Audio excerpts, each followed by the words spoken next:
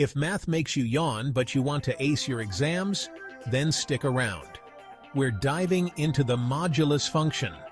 Imagine you have 15 apples and you want to share them equally among 4 friends, with no apple left behind. How many apples does each friend get? 3, right? But what about the leftover apples? That's where the modulus function comes in. In math terms, 15 mod 4 equals 3. The modulus function gives you the remainder. So if you divide 15 by 4, the remainder is 3. Think of it as the part that doesn't fit neatly into the box. Why does this matter?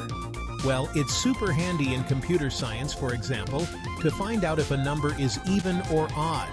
Just use mod 2. If the result is 0, it's even. If it's 1, it's odd. So next time you see the percent symbol in math, you'll know it's just the modulus function, helping you find what's left over.